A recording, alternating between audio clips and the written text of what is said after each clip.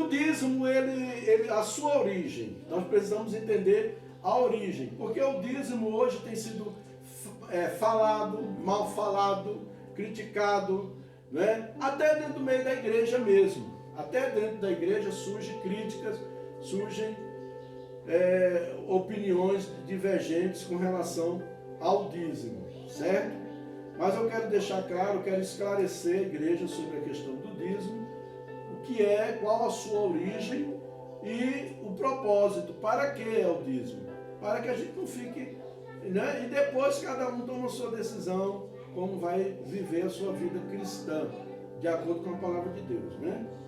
Bem, o dízimo, como verdade bíblica, por mais que pareça hoje um tema comum, debate-se acerca do seu uso e da forma como é solicitado pelas diversas denominações.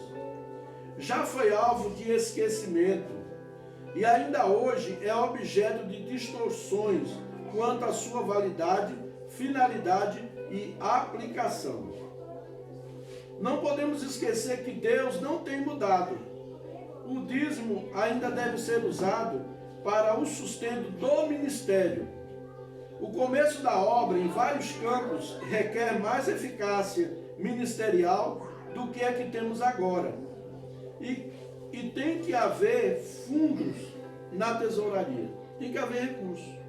Por exemplo, um dia desse eu estava meditando, por que o missionário vai lá para a África, ele é sustentado pela igreja, ele não tem que se preocupar com o emprego, ele não tem que se preocupar que tem que ganhar o pão dele, porque a igreja está sustentando ele, e esse missionário explode e começa a ganhar alma, fazer discípulos. Esse dia eu estava vendo Marcos, com várias frentes de trabalho, várias vidas que ele ganhou para Jesus, vários pontos de pregação, igrejas estabelecidas em outros bairros. Por quê? Porque ele está trabalhando integralmente na obra.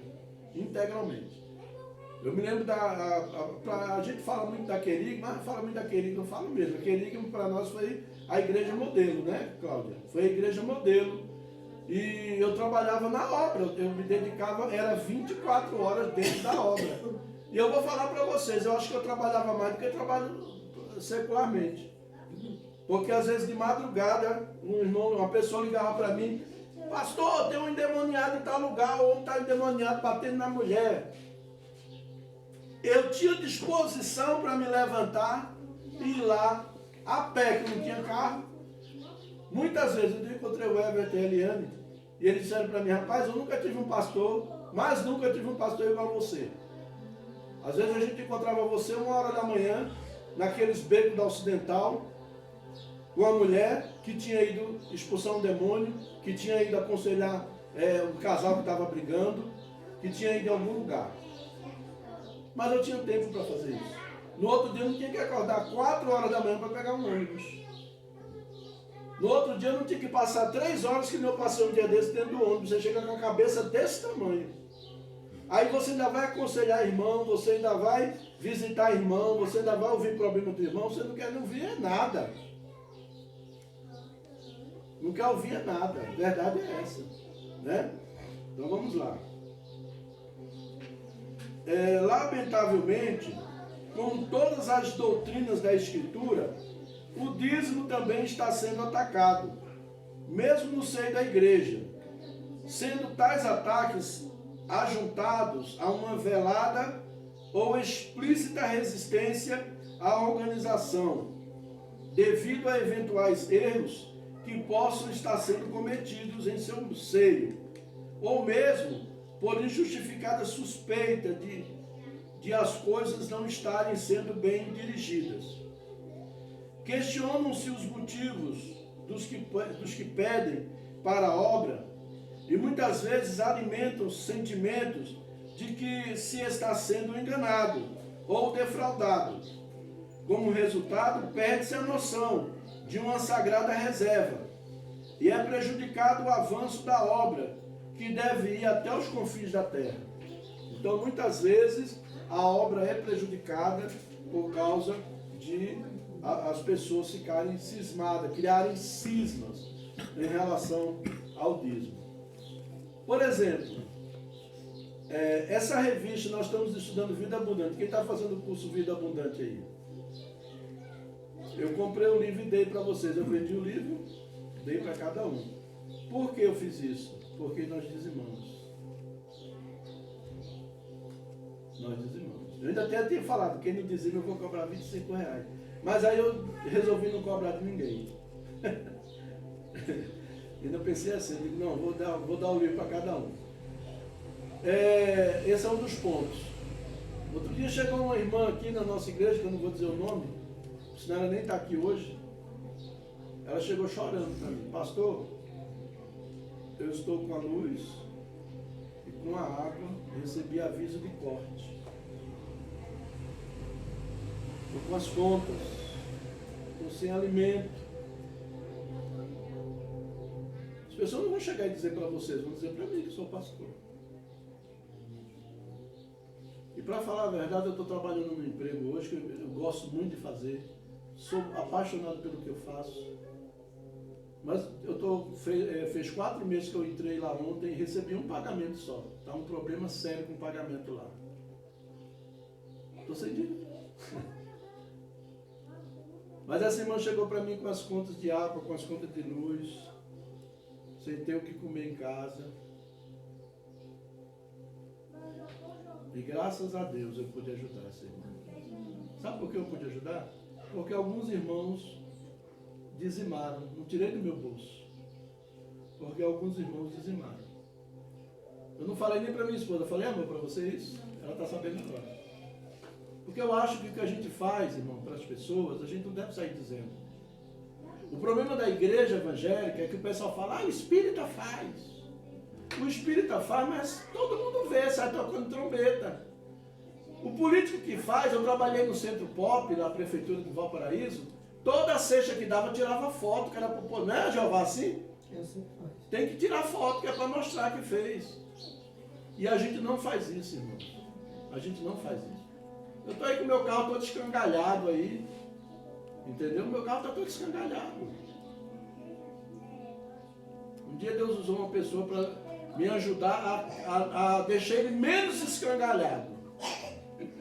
Menos, né? Porque escangalhado ele está, mas bem, pelo menos está andando, porque ele não estava nem andando. E chegou uma pessoa e falou, pastor, não queria que o senhor falasse que fui eu, tá? Mas eu estou ofertando isso aqui. Para o senhor. A pessoa foi bem para a obra. Então, é importante, irmão. Às vezes você vê o assim bonito, cheiroso, perfumado, com essa mulher linda, maravilhosa. Você acha que eu estou cheio de dinheiro? Tô não. Tô não.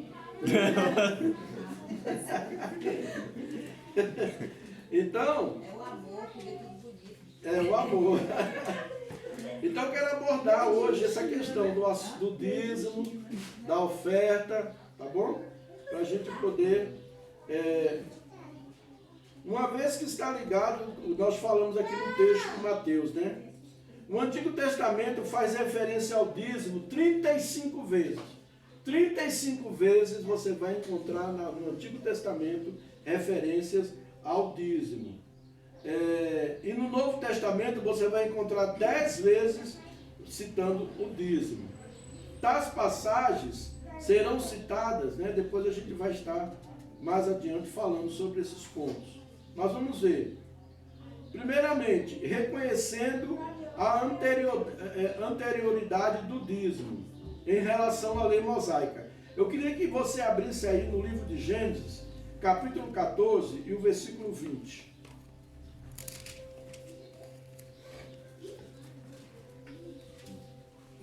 Tem gente que diz assim, eu não dizimo não, porque o dízimo é da lei. E o dízimo não é da lei, não tem nada a ver com a lei. O dízimo foi antes da lei. 14, versículo 20, ele diz assim.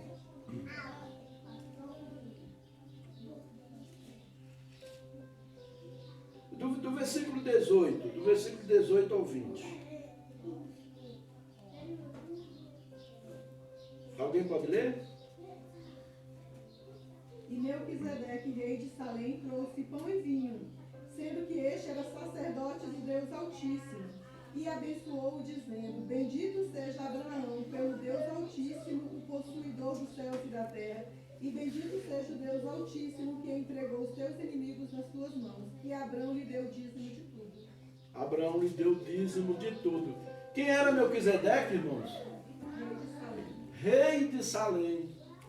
Não era um mendigo. Não era um cara que estava passando fome. Era um rei. E a Bíblia diz que Abraão entregou o dízimo para Melquisedeque. No versículo 28, aliás, no versículo 28 não, no capítulo 28 e o versículo 22 de Gênesis, alguém pode ler aí? 28, versículo 22. E esta pedra que tenho posto por coluna será a casa de Deus, e de tudo quanto me deres, certamente te darei o dízimo. Está vendo? Jacó fez um voto a Deus. Tudo que tu me deres, eu te darei o dízimo. Isso foi antes da lei mosaica, isso não foi na lei. Existia naquele tempo, naquelas nações, existia o princípio do dízimo. Existia o princípio do dízimo. E nas religiões, se você olhar todas as religiões, existe o princípio do dízimo. Tem uma igreja aí que ele se gabe e diz assim, a gente não tira dízimo, mas tira coleta. Como é que eles constroem templos tão bonitos? Como é que eles constroem? Existe a congregação cristã do Brasil que bate no peito e diz que não pegam dízimo. E existe as testemunhas de Jeová também que bate no peito e diz que não pegam dízimo. Mas você anda por aí, você vê os templos da testemunha de Jeová tudo muito bonitinho. E da congregação cristã do Brasil também muito bonito. Onde é que eles arrumam dinheiro para fazer isso? É do governo? É da prefeitura? É dos fiéis, irmãos. A congregação cristã bate no peito e diz, a gente não tem pastor, mas tem ancião. A palavra pastor significa poimen, uma palavra grega que significa poimen. E o significado é aquele que alimenta, que guia, que orienta. É o mesmo que presbítero e que bispo, e o mesmo que supervisor. É a mesma coisa. Pastor é um supervisor do rebanho. Ele não é melhor, ele não é maior, ele não é mais cheiroso, mas ele é um supervisor do rebanho. Então tem igreja por aí que vai dizer, a sua igreja tem pastor, a minha não tem. Você sustenta pastor. Mas eles têm um ancião. Lá onde eu lecionava tinha a esposa de um ancião e ele se dedicava só à obra. Ele vivia indo de uma cidade a outra, pregando, cuidando do rebanho. É hipocrisia isso. Eu querer ir contra uma coisa que está na Bíblia. E eu usar outro nome só para me esconder o que eu faço. É hipocrisia. Então quando você vê alguém dizendo assim, minha igreja não tem dízimo, pode saber que tem. Pode não chamar de dízimo, mas chama de outra coisa. É hipocrisia, entendeu? Hebreus capítulo 7, versículo 5 ao 10. Hebreus, capítulo 7, do versículo 5 ao 10.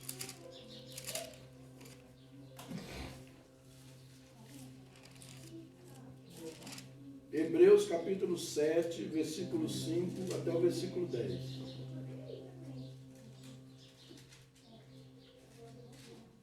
Diz assim, ó. 5 ao 10. Capítulo 7, do versículo 5 ao versículo 10.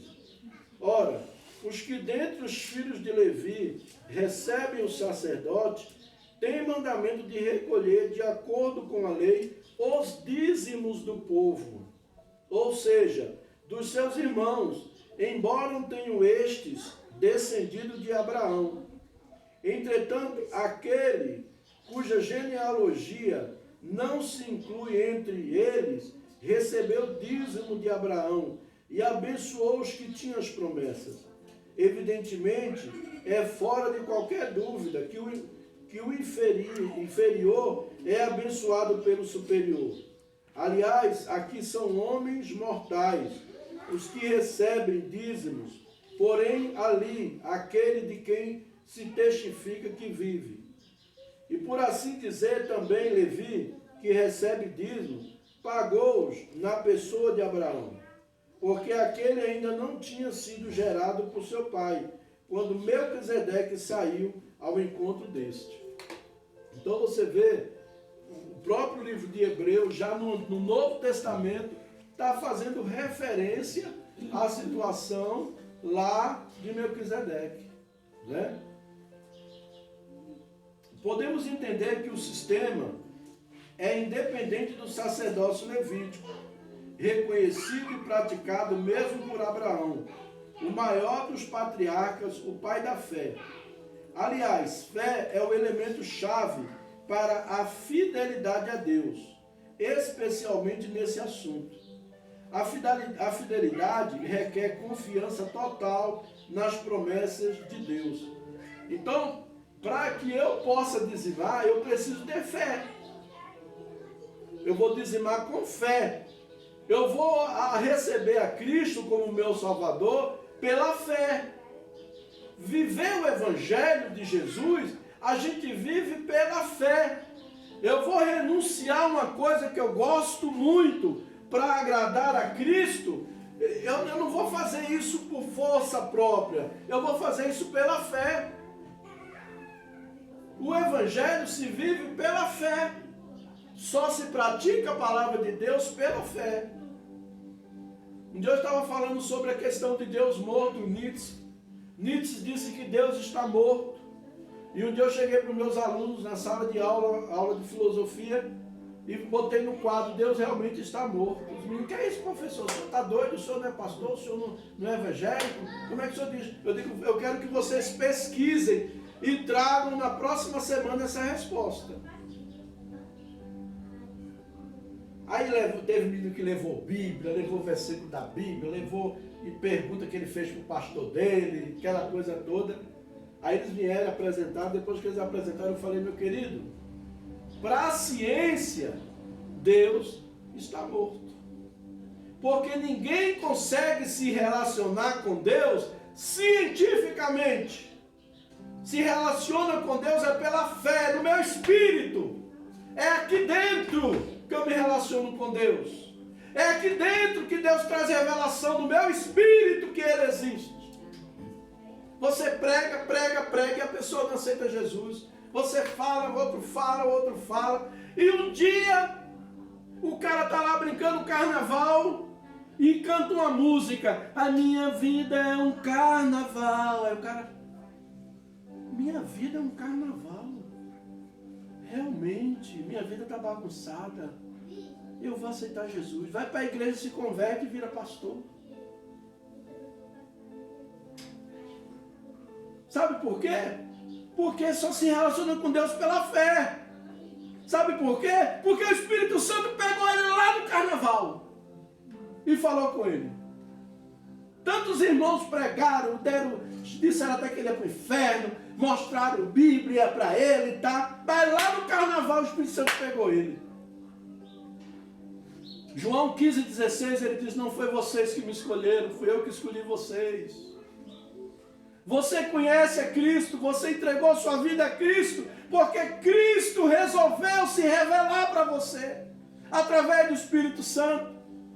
Você não está aqui porque você é melhor do que ninguém.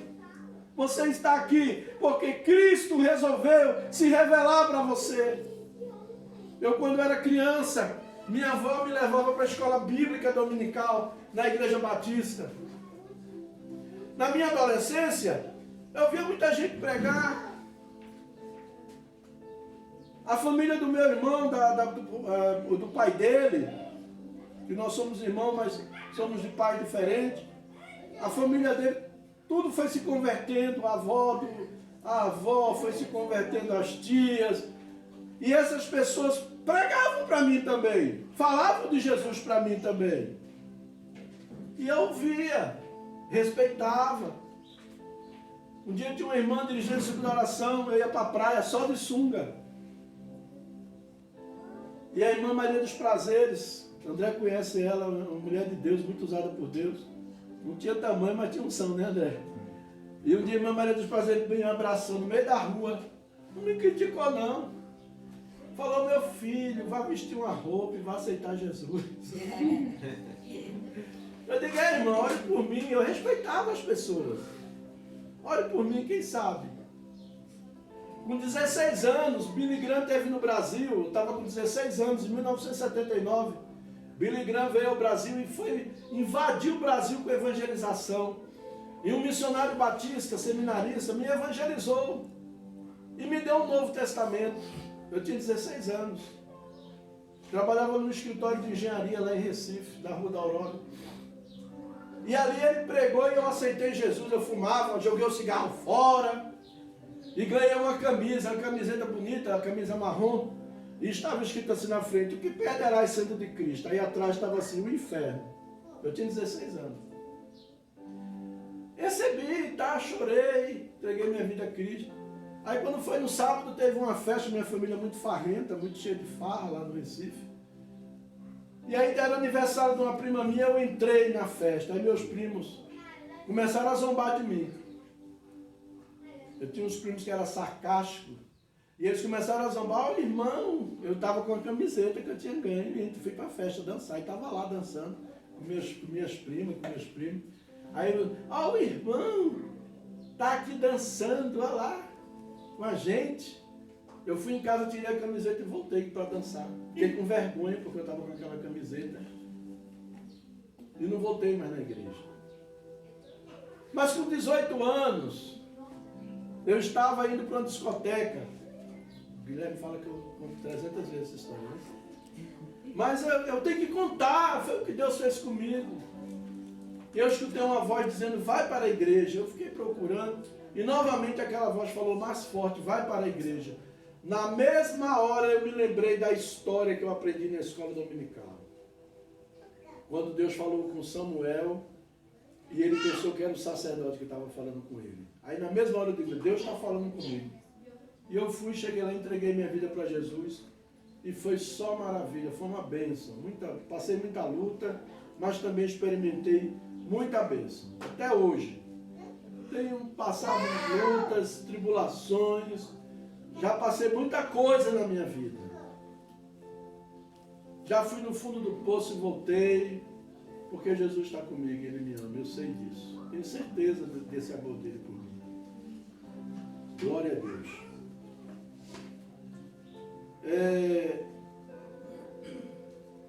Após a saída dos israelitas do Egito, aí o dízimo foi inserido à lei. Agora a lei, tinha lei sobre o dízimo, que deveria entregar o dízimo. Aí agora já foi lei, já não era mais uma prática apenas voluntária, uma coisa que você fazia, mas agora já era uma lei. Todo judeu tinha que dizimar.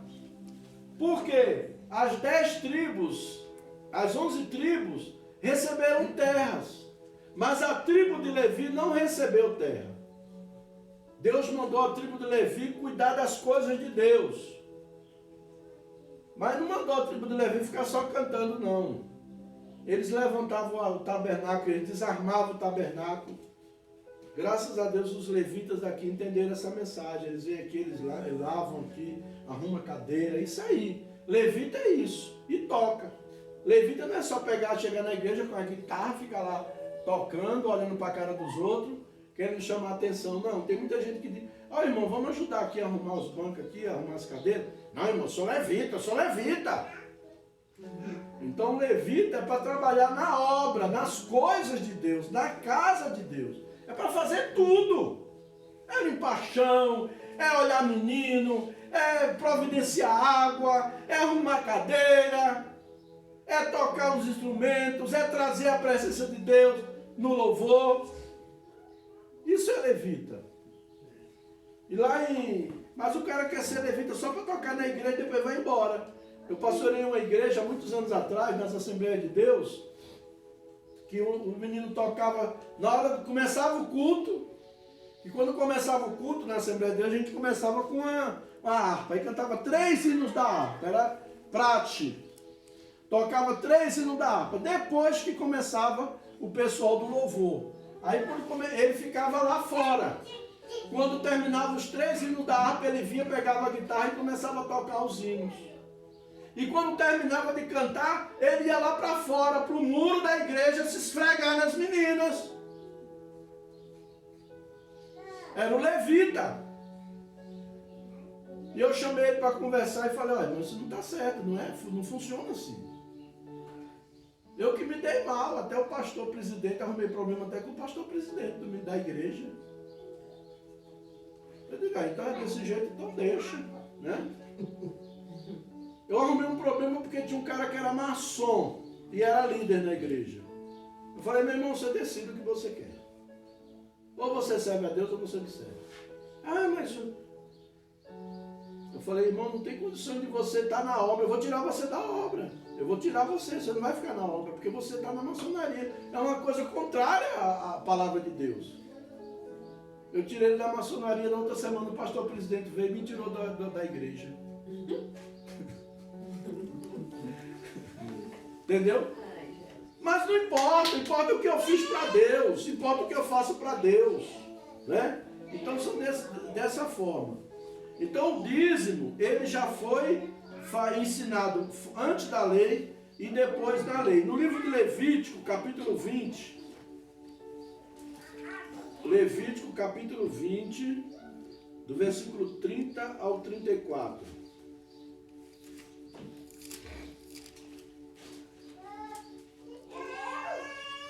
Levítico capítulo 20, do versículo 30 ao 34.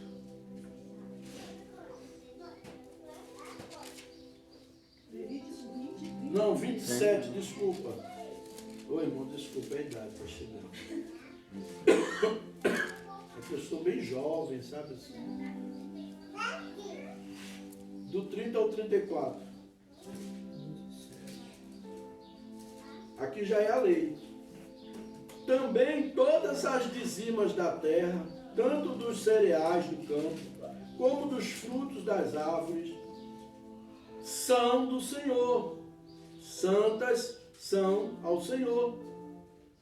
Se alguém das suas dízimas quiser resgatar alguma coisa, acrescentará a sua quinta parte sobre ela. No tocante às dízimas do gado e do rebanho, de tudo que passar debaixo do bordão do pastor, o dízimo será santo ao Senhor. Não se investigará se é bom ou mal, nem o trocará. Mas, se de algum modo o trocar, outros serão santos, não serão resgatados. São estes os mandamentos que o Senhor ordenou a Moisés para os filhos de Israel no Monte Sinai.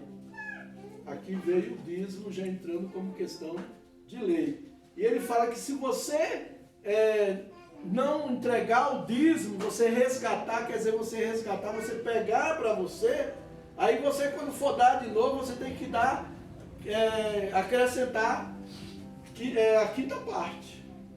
Tem que pagar com juros ainda. Isso é na lei, tá? Na lei.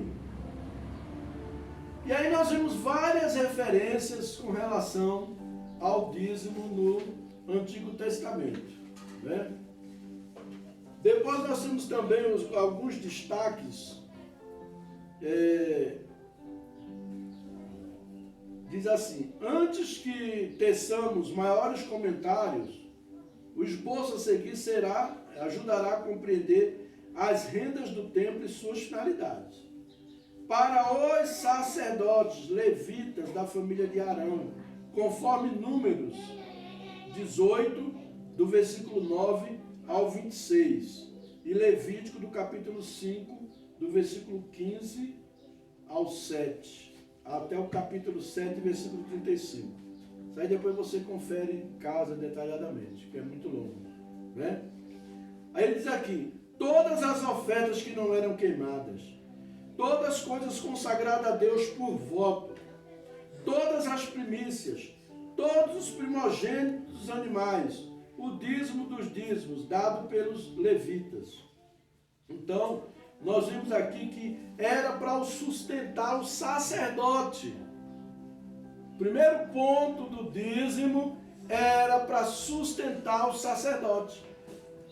Porque Deus chamou lá em Malaquias, o profeta, chamou o povo de ladrão, porque os sacerdotes não estavam sendo sustentados. Eles não estavam levando a comida para o sacerdote. Eles não estavam entregando o dízimo para o sacerdote. Eu, quando aceitei Jesus, que eu comecei a entregar o dízimo, não era nem batizado. Eu entendi, não sou batizado, não vou dizimar. Eu não era nem batizado, comecei a dizimar. Minha mãe, você agora deu para estar dando dinheiro para pastor. Na igreja que eu fazia parte, aqui nem a nossa, a gente nem botava o nome do dizimista. Tinha essa qualidade lá, a gente não botava o nome. Não sei se hoje coloca, mas na minha época eu não colocava o nome. Você colocava o seu dízimo lá e acabou. Eu entregava meu pastor Sebinino, se eu estava entregando dízimo ou não. Mas se eu estivesse entregando o dízimo para sustentar o meu pastor, eu estava fazendo o que a Bíblia manda fazer. É para sustentar mesmo. Eu estou fazendo o que a Bíblia manda fazer.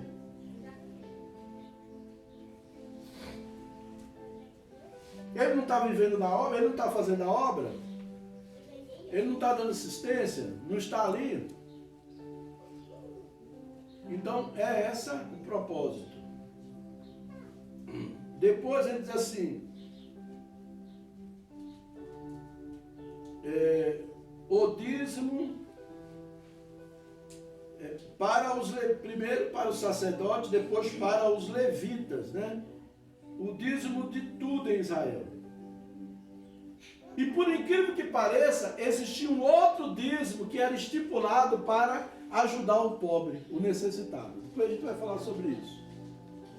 E eu até falo aqui na igreja, essa semana até uma pessoa perguntou, não vou citar nome, mas já teve outra pessoa também que perguntou isso aí. Eu posso pegar meu dízimo e dar uma cesta para outra pessoa? Eu posso pegar meu dízimo e ajudar outra pessoa? Bem, não é o que a Bíblia ensina. A Bíblia manda trazer o dízimo e entregar aqui.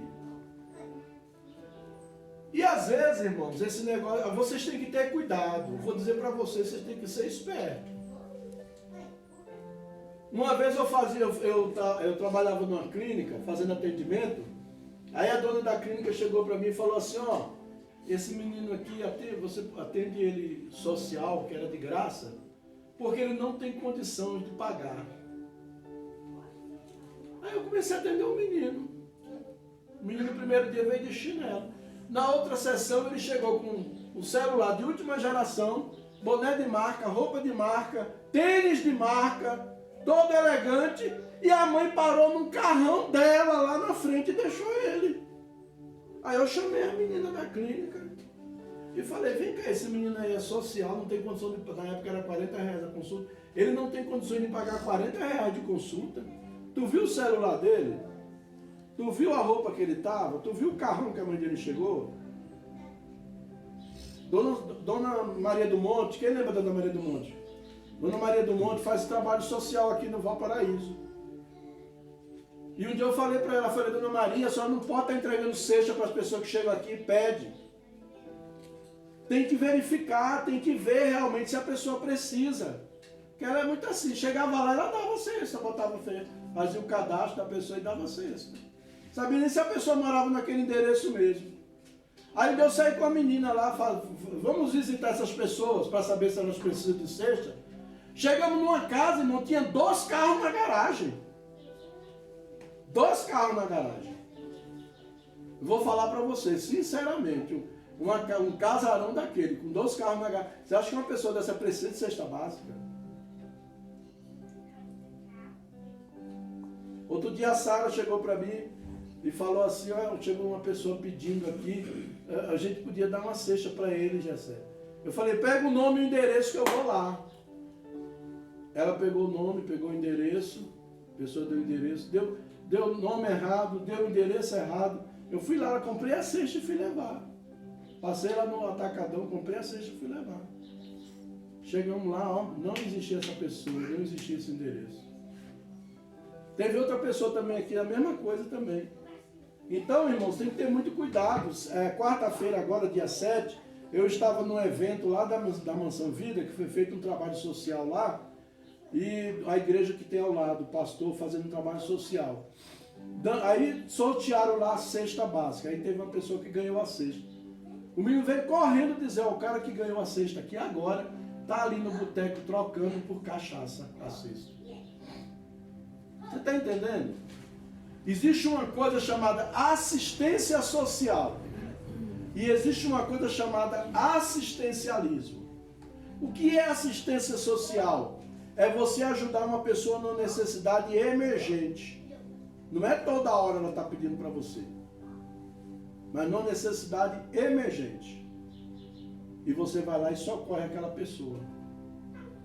Assistencialismo é a pessoa vem hoje, amanhã, depois, semana que vem está atrás, está pedindo, toda hora está pedindo para você. Acostumou, isso é assistencialismo. Quem gosta disso, irmãos? Quem é que gosta disso aí? Quem sabe? Tem uma pessoa que gosta disso. Quem é que gosta de assistencialismo no Brasil? Os políticos, irmãos. Político quer que o povo estude? Não. Político quer que o povo tenha emprego? Também não. Por quê? Porque vai pegar aquela cesta básica que eles dão lá com feijão quebrado, arroz quebrado. Arroz de quinta categoria. Tem tudo, feijão quebrado. Chega lá e dá para a pessoa. E a pessoa, ai, fulano me sustentou, me ajudou, eu estava precisando. E a pessoa fica cativo daquele político. Não é essa a finalidade. Entendeu? Aí eu até oriento os irmãos e falo para vocês. Irmão, se você souber, tem alguma pessoa... A Bíblia diz que a gente tem que cuidar primeiro dos domésticos da fé. E você souber no nosso meio, ou em outro lugar, próximo a você, uma pessoa que está necessitada, pode procurar. Pastor, viu uma pessoa assim, ó, com criança, passando necessidade, entendeu? A gente vai lá visitar, fazer a visita e... Porque também não adianta você só dar comida não, encher o bucho não, tem que dar a palavra também. Tem que falar de Cristo. Ah, meu querido, Jesus vai mudar a sua vida, se você entregar a sua vida a Cristo, Jesus vai transformar a sua vida, Ele vai entrar na sua vida, Ele vai mudar a sua sorte. E os irmãos têm que ficar espertos. Eu vou contar um testemunho, uma experiência que eu tive.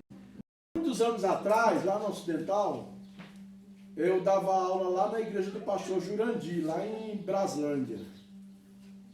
Cláudia lembra, né, do pastor Jurandir? Dava aula lá na igreja dele. Era no domingo pela manhã, tinha um seminário na Escola de Profetas.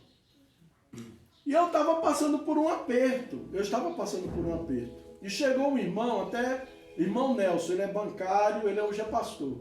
Ele é bancário, trabalha no Banco do Brasil, ganha um salário muito bom. E um dia ele chegou para mim, eu estava dando aula, quando eu terminei de ler, na hora do intervalo, ele me chamou no canto e falou, pastor Gessé, eu quero dizer uma coisa para o irmão. Eu tenho um dízimo que vai sair muito grande. Um dinheiro que estava para sair aí do meu trabalho, acumulado. E é um dízimo bom. E Deus tocou no meu coração, Deus mandou eu dar para o irmão esse dízimo. E agora para eu dizer para o irmão que Deus não falou com ele? E agora? Isso? Saia justa eu fiquei. Aí eu digo, Jesus me ajuda, me orienta. Aí eu chamei ele e falei assim, olha, irmão Nelson, fala um negócio para o irmão. Dízimo você entrega na igreja do seu pastor. Ele é o seu pastor. Você acha que é certo o meu vizinho cria ovelha e eu ir lá tirar o leite da ovelha dele, é certo? Eu estou fazendo o quê? Eu estou roubando. Se eu for tirar o leite e a lã da ovelha do meu vizinho. Aí eu falei para ele, olha, eu entendo que o irmão tem um coração generoso, gosta de ajudar. E eu entendo que o irmão entendeu, Deus revelou a minha necessidade, eu realmente estou passando por uma dificuldade agora no momento, financeira, e Deus revelou para o irmão a minha necessidade. E o irmão quis me ajudar entregando o dízimo, mas eu quero dizer para o irmão, eu não vou aceitar o seu dízimo, não é certo, eu vou estar roubando. Porque o dízimo o senhor tem que entregar na sua igreja para o seu pastor. E ele, pastor, ninguém nunca me ensinou isso. Eu digo, pois eu Eu vou dizer para você, eu não sou flor que se cheira não, mas eu sei os princípios da palavra de Deus. Eu não sou doido de quebrar eles não. Eu não sou flor que se cheira, eu não sou anjo, não sou bonzinho, não sou. Mas eu não quebro a regra. A palavra de Deus diz assim, trazei na casa do tesouro. O pastor que está pastoreando você, é ele que vai receber o teu dízimo, não é o pastor. Ah, porque o pastor bonitinho. Eu estava no monte uma vez, não sei se o André estava comigo, aí chegou um irmão dizendo para uma irmã lá, irmã, Deus está me revelando que você não está prosperando porque você não está ofertando em terra fértil. Mas a irmã começa a entregar o dízimo para mim, que a irmã vai ver se a irmã não vai prosperar, lá no Monte das Oliveiras. Não sei, tinha uma pessoa comigo, eu não me lembro se era meu irmão, se era o Guilherme. Ele mandando a irmã entregar o dízimo para ele. Isso é roubo, gente. Isso é roubo. Isso é roubo. Você tem que dizimar, é na igreja que você está. Ajudar ali onde você está. E eu vou dizer para você, eu entendo muito bem dessa questão de obra social, sei como funciona. Entendeu? A pessoa está necessitando. Eu atendo um monte de gente sem cobrar. Não falo para ninguém que eu não cobrei, não. Não falo nem que eu não cobrei. Pessoas que estão precisando de atendimento terapêutico, eu vou lá, atendo com o maior prazer. Atendo igual eu atendo os outros, faço ficha, faço igual eu faço com quem está pagando. Do mesmo jeito. Eu tenho prazer em fazer isso. Eu gosto de ajudar. Agora, eu não gosto de que se aproveite de mim, eu não sou otário. Isso aí eu sou bem claro. E eu não quero ver meu rebanho, as ovelhas sendo otárias também. Não seja otário. Entendeu? Eu não quero que os outros façam você de besta. Por isso que eu estou te ensinando essas coisas. Então, assim, esse é o padrão. Eu não podia ter pego aquele dízimo, poxa, ia ser um dinheiro bom. E foi na época que o Jefter nasceu. Eu tive que fazer um quarto lá, tive que ajudar, trazer minha mãe, aquela coisa toda, tive um gasto bom. E eu estava apertado. Aí eu vou contar o que aconteceu. Você viu que eu rejeitei? Eu cheguei para o irmão e falei assim. Aí eu falei para o irmão, agora se o senhor falar com o seu pastor e ele me quiser me dar esse dinheiro como oferta, aí eu aceito. Mas o seu pastor tem que saber o que você está fazendo. Ah, tá, pastor. Nunca aprendi isso. Então eu vou falar com o meu pastor. Você recebeu a oferta até hoje, né? Mas tá bom, não tem problema não. Porque Deus não deve a ninguém. Sabe o que aconteceu? Quando foi depois eu fui para Uberlândia. Cláudio e Matinai foram comigo. Eu estava no vermelho, que foi quando eu construí aquela coisa toda. Eu estava no vermelho mesmo. Estava no vermelho. Aí o pastor Ivan, que era o pastor de lá da igreja, pediu para eu ficar mais um dia. Lembra, Cláudio, que vocês vieram na frente? E aí pediu para eu ficar. Cláudio e Matinai, vocês tinham casado tem pouco tempo, né? E aí foi tremendo lá. E o pastor Ivan pediu, pastor, já sei que o senhor ficasse mais um dia. Queria que o senhor ministrasse cura interior da minha família, tá?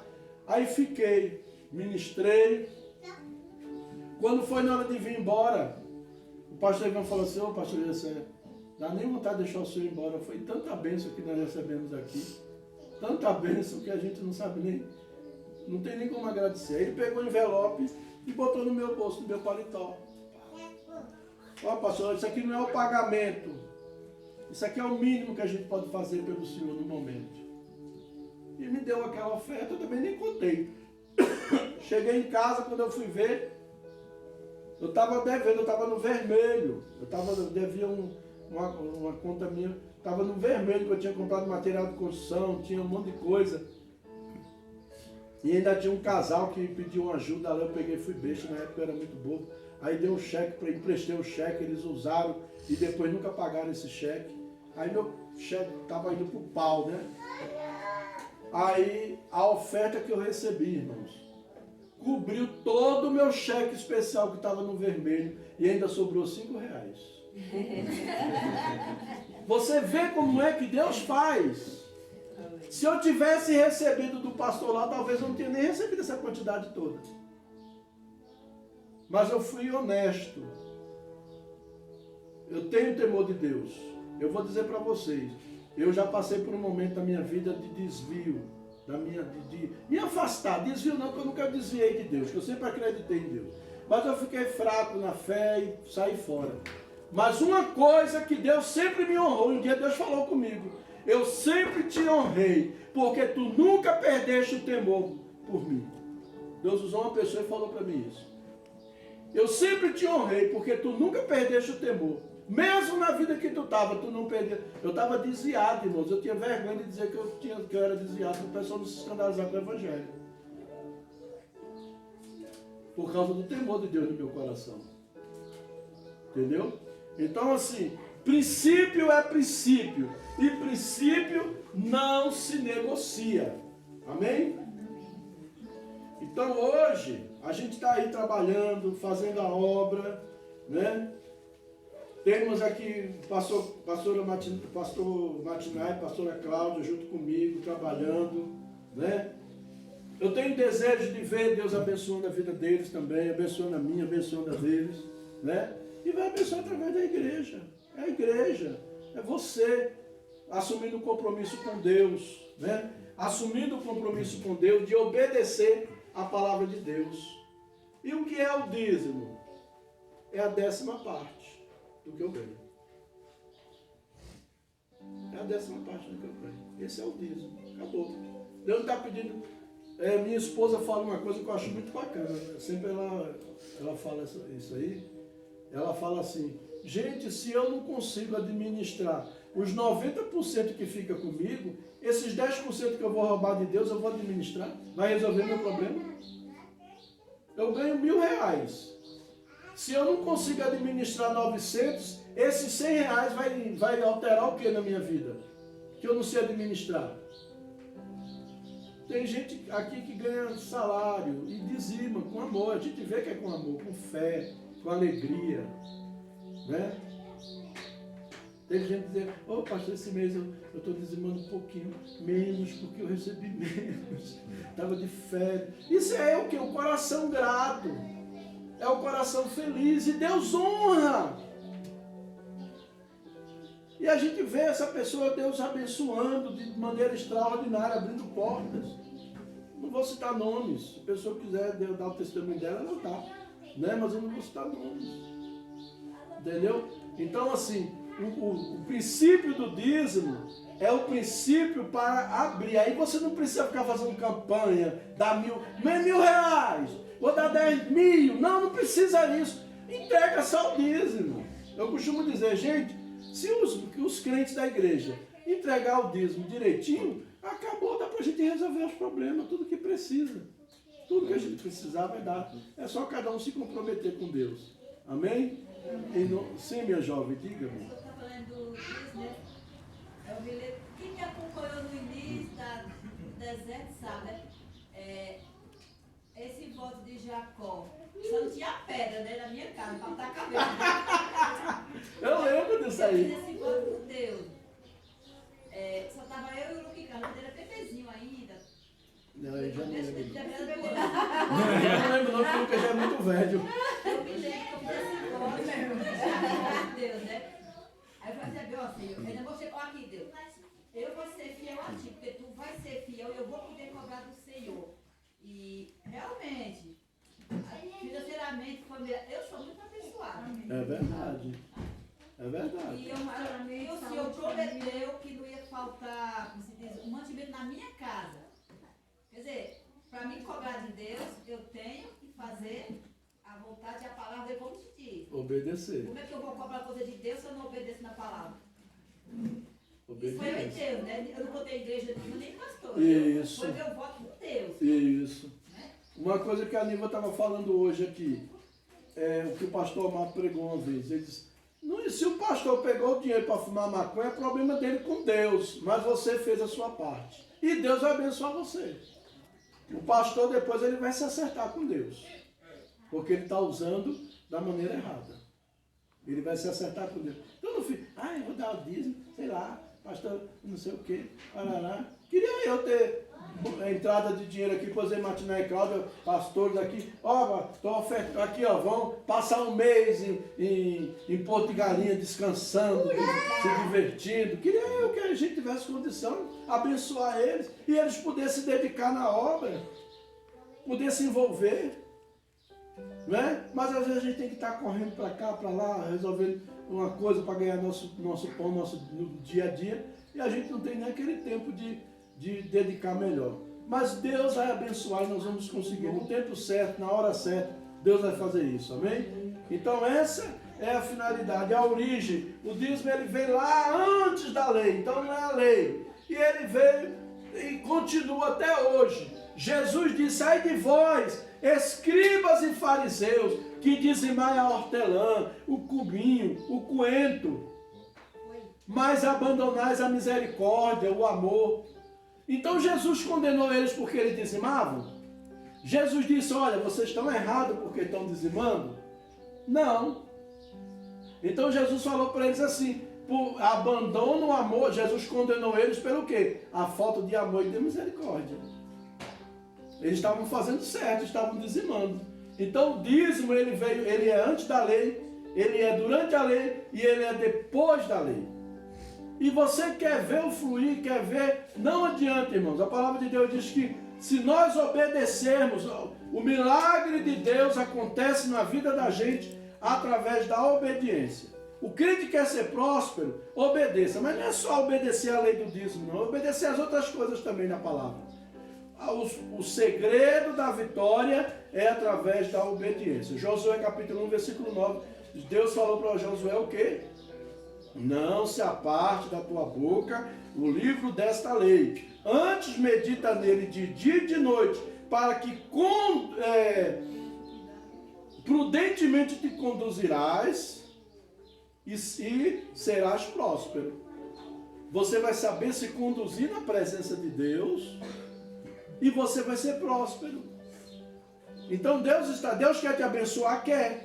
E o caminho dele te abençoar é o quê? É você entrar no trilho, é você se alinhar com Deus. Amém? É se alinhar, dizer: Deus, até hoje eu andei errado, até hoje eu andei da minha maneira, mas a partir de hoje eu quero entrar no trilho e eu quero me alinhar contigo. Amém?